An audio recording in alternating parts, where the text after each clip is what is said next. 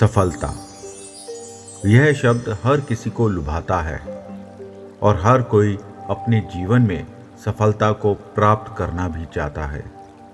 परंतु यह भी एक सच है कि सफलता हर किसी को मिल भी नहीं पाती। मगर क्या आपने कभी सोचा है कि आखिर इसका कारण क्या है? क्यों इतनी मेहनत करने के बाद भी हमें वो सफलता नहीं मिल पाती जिसकी चाहत हम सब करते हैं? इसका जवाब हमें गौतम बुद्ध के जीवन से जुड़ी इस कहानी से मिलता है। इस कहानी के माध्यम से आप यह जान पाएंगे कि सफलता के लिए किए जाने वाले प्रयासों में हमसे कहाँ चूक हो जाती है, जिसके कारण हमें असफलता का सामना करना पड़ता है।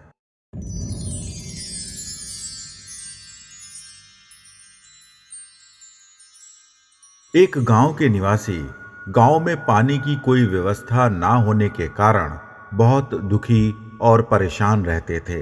गांव के लोगों को पीने का पानी लाने के लिए भी बहुत दूर जाना पड़ता था।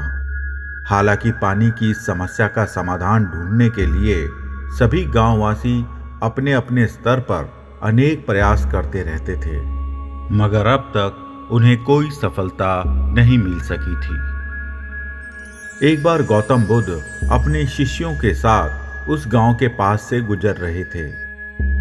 गांव के निकट एक बहुत बड़ा खाली मैदान था, जिसमें बहुत सारे छोटे छोटे गड्ढे खुदे हुए थे, जिन्हें देख सभी शिष्य थोड़ा असमंजस में थे। कोई भी ठीक से समझ नहीं पा रहा था कि आखिर ये गड्ढे खोदे क्यों गए हैं। एक शिष्य ने अपनी जिज्ञासा को शांत करने के लिए गौतम बुद्ध से पूछ ही लिया कि इस गांव के मैदान में इतने सारे गड्ढे खोदे क्यों गए हैं, आखिर इनका क्या उपयोग है। शिष्य के इस प्रश्न को सुनकर गौतम बुद्ध मुस्कुराए और अपने शिष्य को जवाब देते हुए कहा, प्रिय शिष्य, इस गांव में पानी का अभाव है, इसलिए इस गांव के निवासियों ने पानी की खोज में ये छोटे छोटे गड्ढे खोदे हैं। महात्मा बुद्ध की बात सुनकर शिष्य उन गड्ढों के करीब जाकर उनमें पानी ढूंढने लगता है, मगर उसे पानी की एक बूंद भी किसी गड्ढे में नहीं मिलती। दुविधा में पड़ा वह शिष्य वापस आकर महात्मा बुद्ध से कहता है, उनमें से किसी भी गड्ढे में पानी तो है ही नहीं। इस पर महात्मा बुद्ध एक और इशारा करते हुए कहते हैं, तुम्हें वहां लोगों की भीड़ दिख रही है? शिष्य कहते हैं, जी हाँ, वहां काफी सारे लोग हैं।